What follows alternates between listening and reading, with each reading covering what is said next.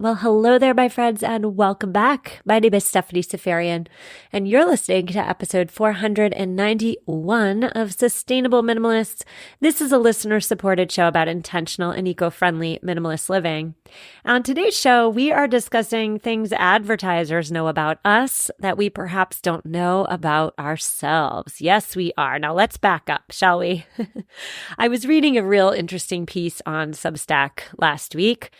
And I've linked to it in the show notes, by the way. I want to give credit where credit is due. But the piece was about stocks and flows. So stay with me for a minute. I've got a great metaphor. I love a good metaphor to describe stocks and flows. So I want you to picture a bathtub. Maybe it's like elegant and luxurious. It has claw feet, you know, the whole deal. Okay, so picture the bathtub in your mind. In this piece that I read, the author described flows and stocks through this metaphorical lens of the bathtub. So the tap, where the water comes in and fills up the tub, is the inflow. The tap is where, all the stuff that comes into our house comes from. It's a flow of stuff coming into our house, and it comes from the faucet or the tap. Okay. The tub is our home, and the water level is the amount of stuff in our home. So if the faucet is staying on all the time, that tub, that home is going to get overflowed with water/stuff. I know you're with me. This is not that hard of a metaphor. And then, of course, the drain is the outflow of items out of our homes, right? So there's the metaphor, stock and flow. The stock is the water. Inflow comes from the faucet. Outflow goes down the drain. Now, a couple things here with regard to this metaphor. Water coming in from the faucet can come in at a slow trickle, or it can be a gush of water full on, right? Similarly, the outflow down the drain can drip out here or there, or it could be clogged, nothing's going out, or you can really just let it rip and let the flow on out through decluttering, selling, giving away, all the things. But the point here is that the tub does not just get filled up out of nowhere, right? It gets filled up because the faucet's on. And through the faucet, the author of this piece makes the point, like there's many sources. So there's mail, right? Mail is a source of inflow into our house, especially junk mail. There's heirlooms or stuff that's passed down from us from parents and grandparents. They're trying to give us stuff. That's inflow. There's hand-me-downs. So maybe you have a couple trusted friends who know that when their children have outgrown clothes or toys, they can pass it on to you. That's another source of inflow.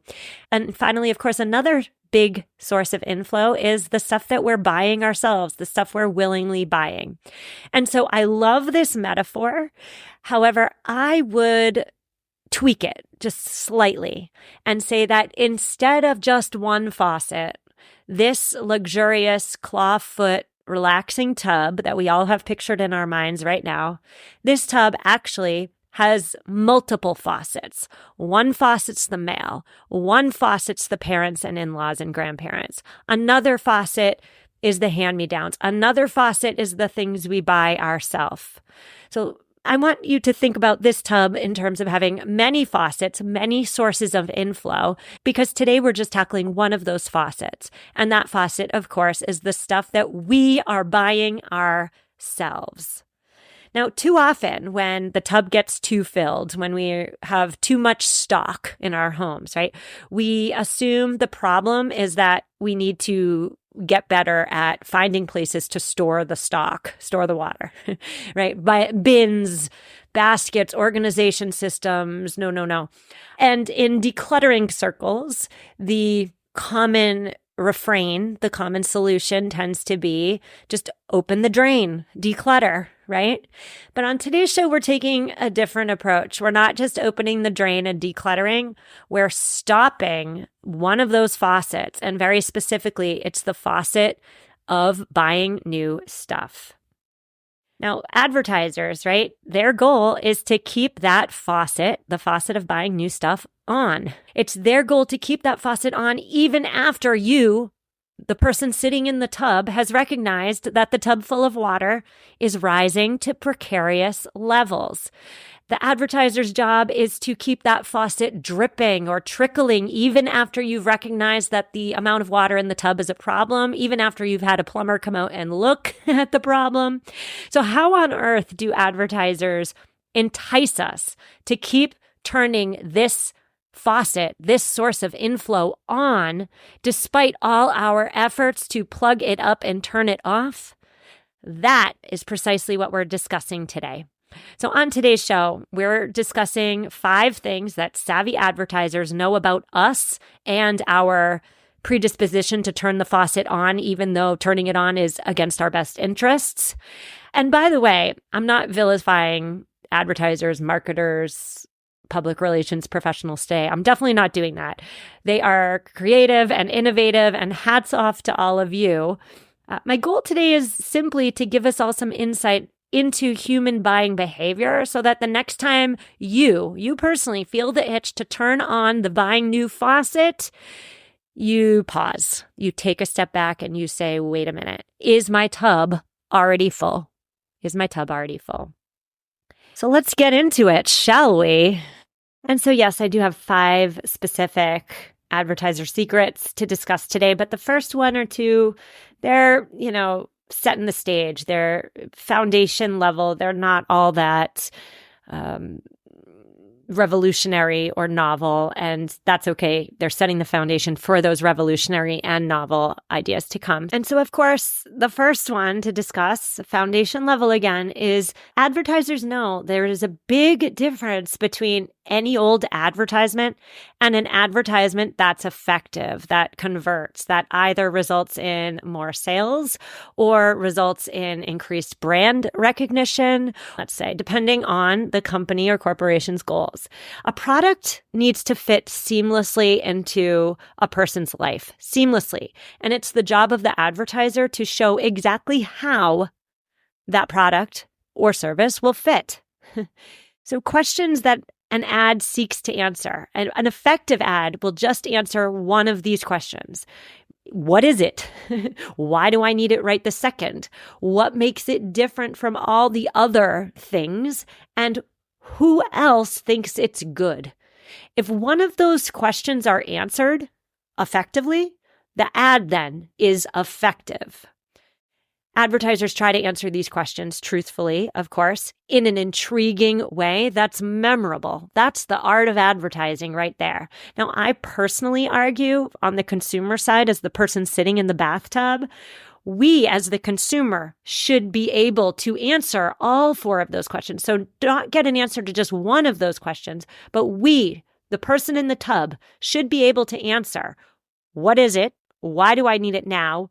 What makes it different from all the other things in its category, and who else thinks it's good?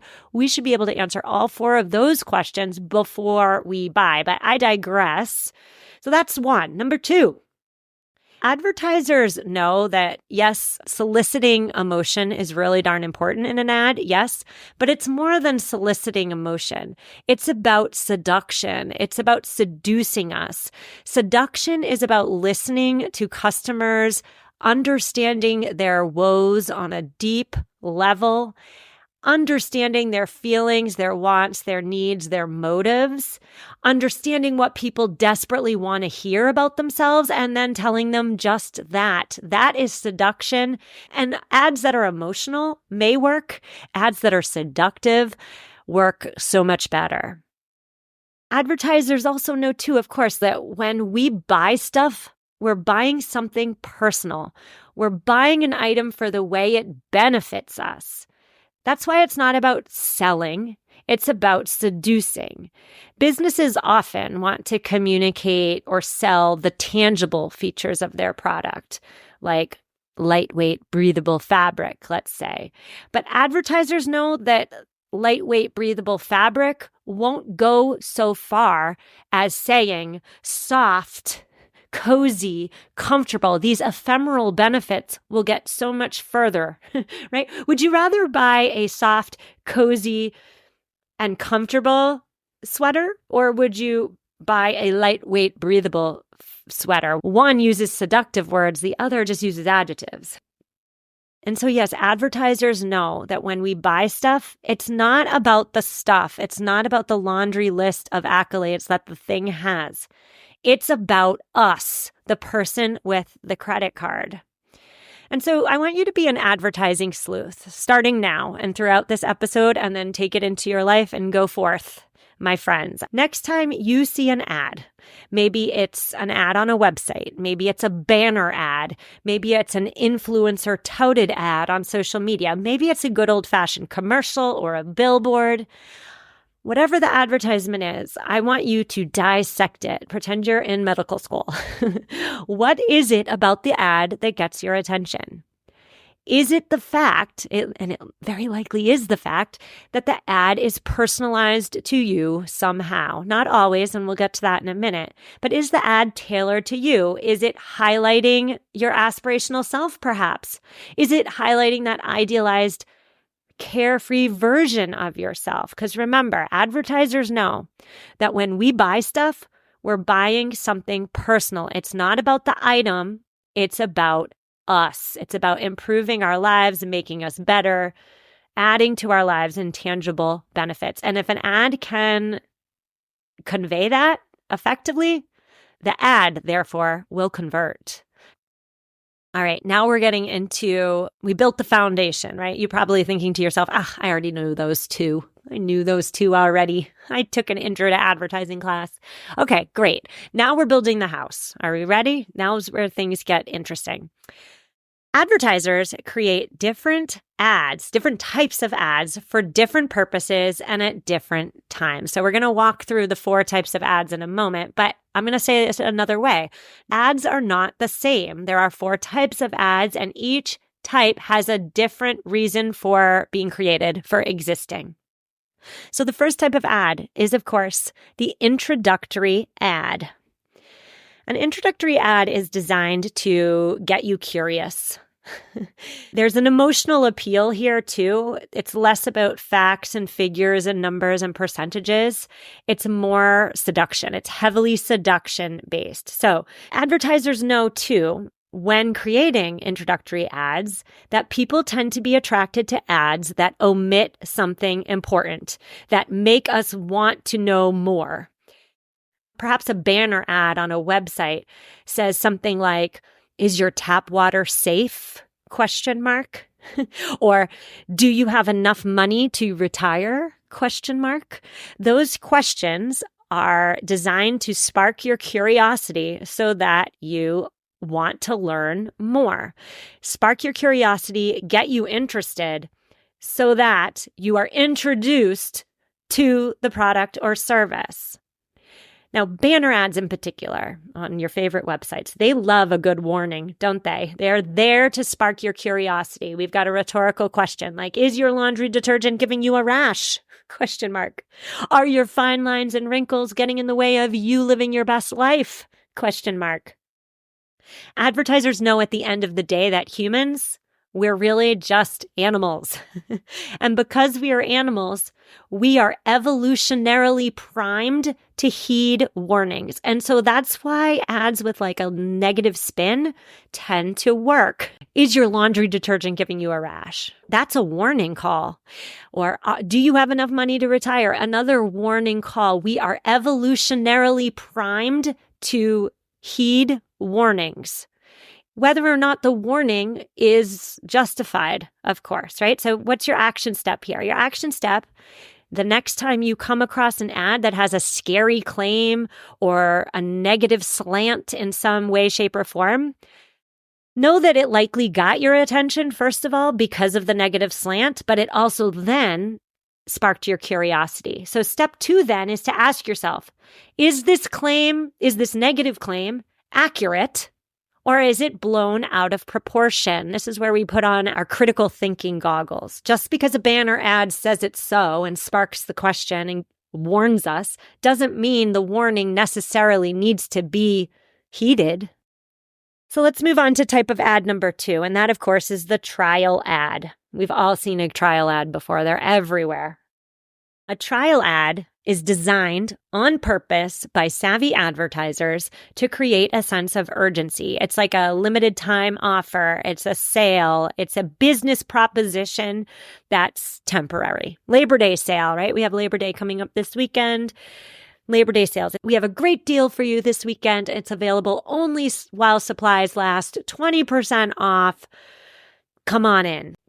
Trial ads spark urgency. So while introductory ads are designed to spark curiosity, trial ads are designed to spark urgency.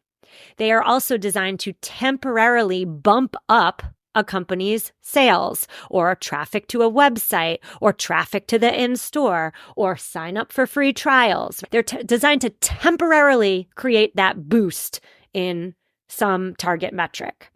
The best trial ads do this. They achieve the goal by using phrases like this weekend only, or available while supplies last, or only 5 days left, or get it while it's hot, something like that. The urgency is so strong, we cannot look away. That's a trial ad.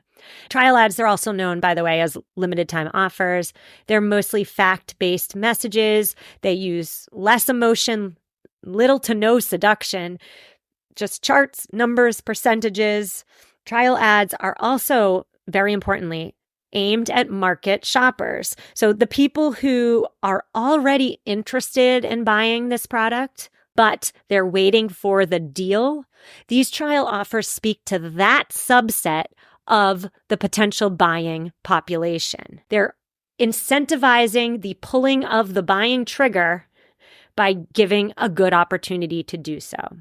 Now let's talk about market shoppers for a minute.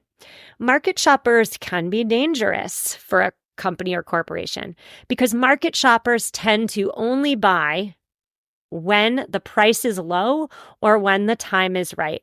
So if a company is only making money when they put out these trial offers, these limited time offer advertisements, when they're only making money off of market shoppers, and when the company then by default also doesn't have the base of profitable customers who buy all the time, they're loyal, they buy whatever, the price is whatever, they're extremely loyal to the brand. If a company only has market shoppers, the company will then very likely start cutting back on quality or service or selection, all the good things that would normally attract a profitable customer.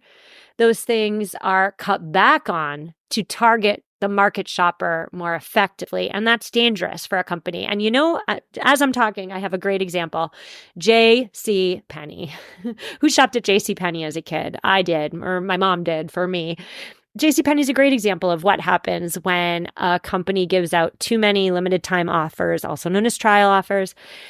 Customers became accustomed to JCPenney coupons and promotions.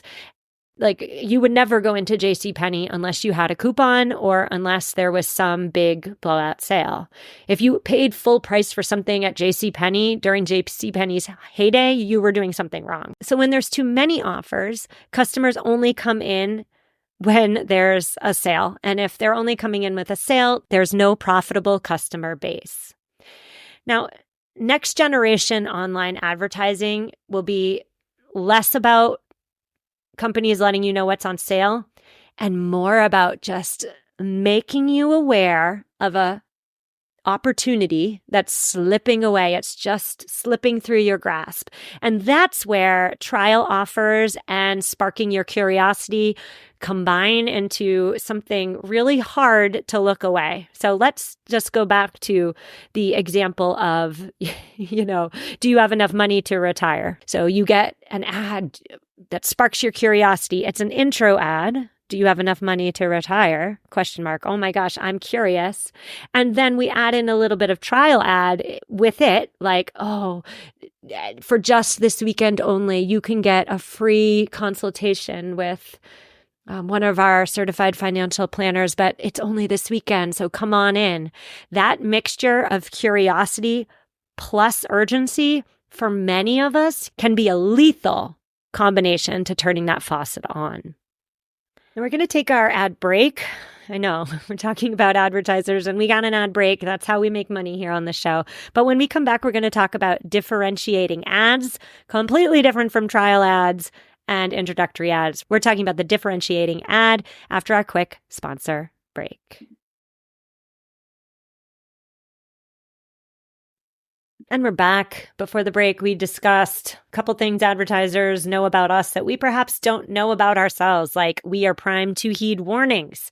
We are primed to respond to urgency, right? We don't want a good opportunity, and I'm doing good with air quotes here. We don't want an opportunity to slip through our fingers. Let's talk about type of ad 3 of 4, and that, of course, is the differentiating ad. Differentiating ads are made for a unique and special purpose, and that, of course, is to build our relationship, positive relationship, hopefully, with a brand. Differentiating ads seek to increase market share by reminding all of us the ways in which this product or service is different from all the other products or services in that category.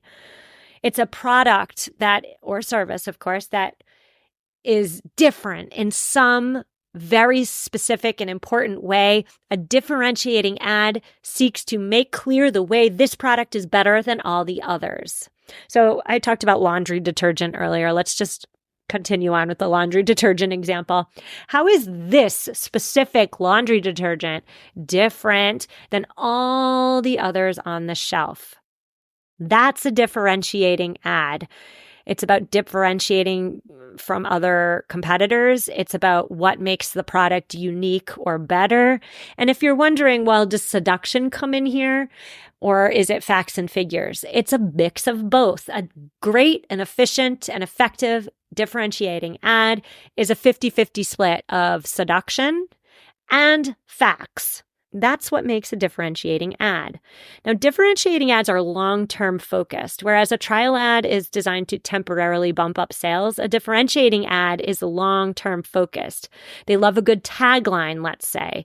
A tagline or a slogan, of course, being that really memorable phrase, finger licking good, a diamond is forever, you're in good hands with Allstate. Like I could go on and on. Just do it. Now, speaking of taglines and speaking of Nike, according to one of Nike's ad agencies, presenting a new tagline to consumers, to customers, is like selling a client an empty bucket.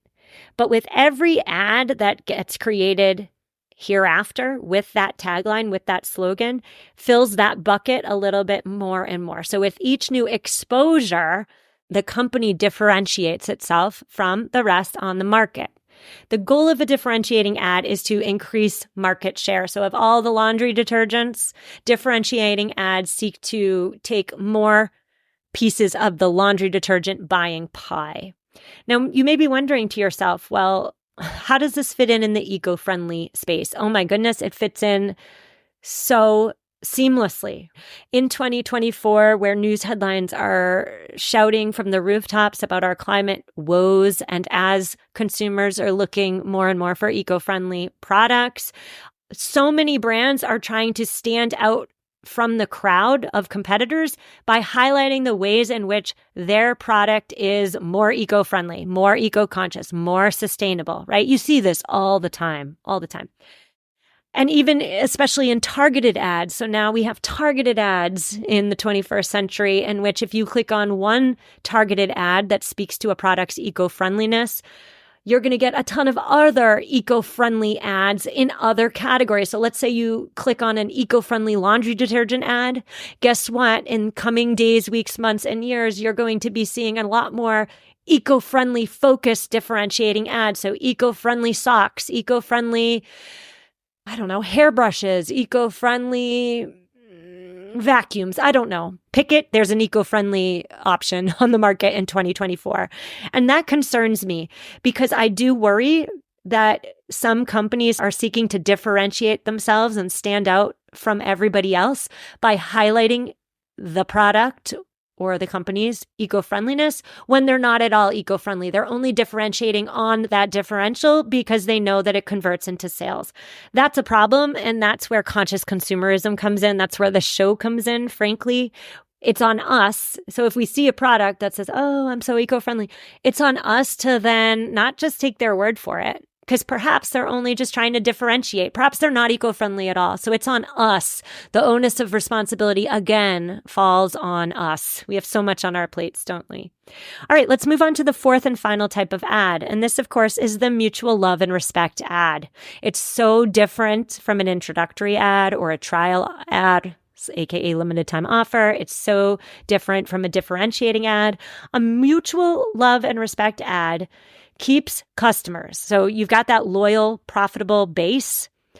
A mutual love and respect ad is made to keep that base. Love and respect ads make the base feel part of an exclusive club. It's there to protect a company's margins by appealing to the audience that matters to the brand most, that buys and buys a lot and is one of those profitable customers, not a market shopper, a profitable shopper, right? Somebody who's always there. This is insider advertising, right? There's very little facts and figures here because, frankly, they're not needed. These ads are speaking to the people who already love the product or service. So less facts and figures, more emotion, more seduction. Heavy on the seduction here. Now, mutual love and respect ads, they're also in the biz, apparently called shared value ads. They're about highlighting the unique traits and habits that make one company's customers different from everybody else in the world. So I have a great example. It's a running example. I haven't given a running metaphor example on the show in a while. So here we are, episode 491. Let's do it. A while back, Nike put out a couple mutual love and respect ads that just celebrated their base of runners. The ad had a male runner who was getting ready to go out for a race, and he was putting Band-Aids on his nipples. Now, if you are listening right now and you're like, what the heck? Band-Aids on your nipples? That doesn't make any sense. That's because this Nike ad was not speaking to you. This Nike ad was speaking to its base of runners who regularly put Band-Aids on their nipples, specifically men. Women, I don't personally do this, but specifically men, Nike customers who put Band-Aids on their nipples before a race because they don't want the chafing. The chafing hurts. So these ads are not for everyone, and they're not for everyone on purpose because remember, they're seeking to keep their base loyal and keep their base profitable, essentially, as well.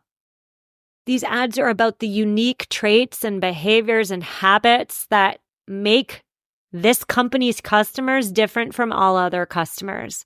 Now, of course, this is different from a differentiating ad because it's about how the customer is different from other customers. It's not about how the product is different from other products in the category. That's a really important point. And so this brings me to another thing that advertisers know, which is that advertisers know, and perhaps we don't, that a brand, like what's a brand?